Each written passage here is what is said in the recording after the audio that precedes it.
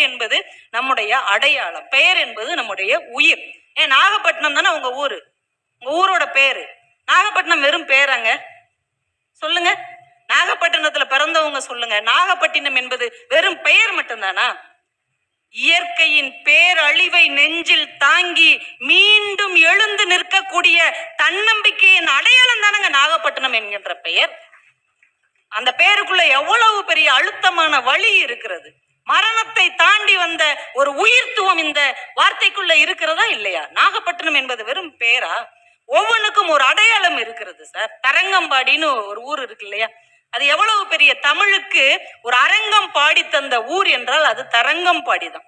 ஏன்னா முத இந்திய மொழிகளிலேயே அச்சு பொறிக்கு வந்த முதல் மொழி நம்முடைய தமிழ் மொழி தான். அதை அச்சில் ஏற்றிய முதல் ஊர் உங்க நாகப்பட்டினத்தில் இருக்கக்கூடிய தரங்கம்பாடி தான். எவ்வளவு பெரிய சாதனையை இந்த மண் தொடங்கி வைத்திருக்கிறது. இந்த தரங்கம்பாடியில சீகன் பால்குன்னு ஒரு ஜெர்மானிய அறிஞர் ரொம்ப நாள் தங்கி இருந்து தமிழ் மொழியினுடைய பக்தி நூல்களை எல்லாம் ஆய்வு செஞ்சிருக்கிறார். ஆய்வு செஞ்சு அவருடைய பணியை சிறப்பா செஞ்சுட்டு இந்த நாட்டை விட்டு கிளம்பி போறார். போகும்போது அவருடைய பணியை சேவையை பாராட்டி லண்டன்ல இருக்கக்கூடிய அப்ப ஆட்சி செஞ்ச ஜார்ஜ் மன்னன் அவருக்கு ஒரு விழா ஏற்பாடு செய்யறார் லண்டன்ல வச்சு.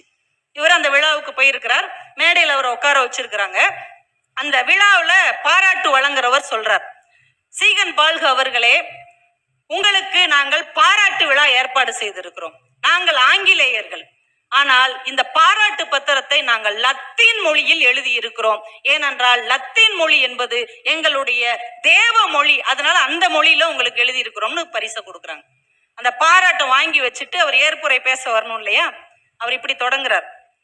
உங்களுக்கு முன்னால் பேச வந்திருக்கிற சீகன் பால்குவாகிய நான் ஜெர்மானியன், என்னுடைய தாய்மொழி ஜெர்மனி.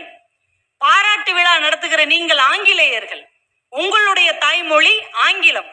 பாராட்டு பத்திரத்தை நீங்கள் லத்தீன் மொழியில் கொடுத்திருக்கிறீர்கள். நான் இப்போது எந்த மொழியில் பேச போகிறேன் தெரியுமா?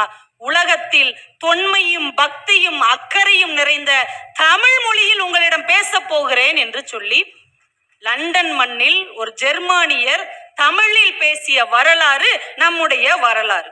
இதை ஆனால் நம்ம அடுத்த தலைமுறைக்கு கற்றுக் கொடுத்திருக்கிறோமா? அந்த இடத்தில் தான் நம் பெயரை, நம்முடைய அடையாளத்தை நாம் தொலைத்து கொண்டு இருக்கிறோம். இந்த நாகப்பட்டினத்துல எவ்வளவு தமிழ் ஆர்வம் ஒரு காலத்துல இருந்திருக்கு தெரியுமா? காளமேக புலவர்னு ஒருத்தர் கேள்விப்பட்டிருக்கீங்களா? காளமேக புலவர் சிலேடையா இல்ல வேணாங்க, சிலேடையா கவிதை எழுதுறதுல ரொம்ப வல்லவர். சிலேடைனா என்ன தெரியுமா? ரெண்டு அர்த்தம் வர்ற மாதிரி பாட்டு எழுதுறது. ரெண்டு அர்த்தம்ங்கிறது வேற, ரெட்ட அர்த்தங்கிறது வேற. ரெண்டு அர்த்தம்ங்கிறது நாகரிகமான கவித்துவமான அர்த்தம். உதாரணத்துக்கு ஒண்ணு சொல்றேனே, ஒரு புலவர் ஒரு அரசரை பார்க்க போயிருக்கிறார். அப்ப அரசி ரொம்ப ஒரு பொன்னிறமான ஒரு பூவெல்லாம் தலையில வச்சுட்டு அந்த வழியா வர்றாங்க. இந்த புலவர் அரசியை பார்த்தோன்னே சொல்லியிருக்காரு, தங்கச்சி வந்தியா அப்படின்னு இருக்காரு. எல்லாரும் அதிர்ந்துட்டாங்க. ஆனா ஒரு சாதாரண புலவன் அரசியை பார்த்து தங்கச்சி வந்தியான்னு சொல்றியான்ட்டு முறைச்சு பாக்குறாங்க. அவர் உடனே சொல்றாரு, இல்ல அவங்க கூந்தல்ல சூடி இருக்கிறது தங்க சிவந்தியான்னு கேட்டேன் அப்படின்னு இருக்காரு. தங்க சிவந்தியா, தங்க சிவந்தியா, இதுதான் சிலேடை. ஒரு வார்த்தையிலே இரண்டு நல்ல அர்த்தங்கள் உள்ளதுதான் சிலேடை. அப்பேற்பட்ட காளமேக புலவர் ஒரு நாள் உங்க நாகப்பட்டினத்துக்கு வந்திருக்கிறார். வந்தவருக்கு சரியான பசி. ஒரு குட்டி பையன் தெருவுல விளையாடிட்டு இருந்திருக்கான். அவனை கூப்பிட்டு கேட்டிருக்காரு, தம்பி இங்க சோறு எங்க விக்கும்னு கேட்டிருக்காரு. டேய் சோறு எங்க விக்கும்? அவன் படக்குன்னு சொல்லியிருக்கான், சோறு தொண்டையில தான் விற்கும் அப்படின்னு இருக்கான். அப்பவுமே நாகப்பட்டினத்துக்காரங்களுக்கு எம்பிட்டு குசும்பு பாருங்க. சோறு எங்க விற்கும்னா தொண்டையில தான் விற்கும் போயா அப்படின்னு.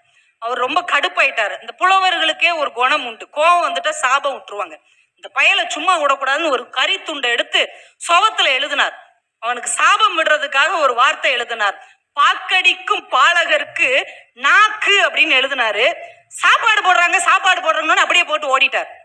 போய் சாப்பிட்டு வந்து அதை ஃபில் பண்ணலான்னு பாக்குறாரு. ரெண்டாவது வரி அந்த பையனே ஃபில் பண்ணிட்டு போயிட்டான். அவன் எப்படி எழுதியிருந்தான் தெரியுமா? பாக்கடிக்கும் பாலகருக்கு நாக்கு, தமிழ் மணக்கும் நல் நாகை என்று அவன் எழுதியிருந்தான். தெருவுல விளையாடுகிற குழந்தைக்கு கூட நாக்கிலே தமிழ் மணக்கக்கூடிய ஊர் இந்த நாகப்பட்டினம் மண் என்று அவன் சாபத்தை வரமாக மாற்றி இருக்கிறான். அப்படிப்பட்ட ஆற்றல் இந்த நாகப்பட்டினத்துக்கு இயல்பிலேயே குழந்தையிலேயே உண்டு.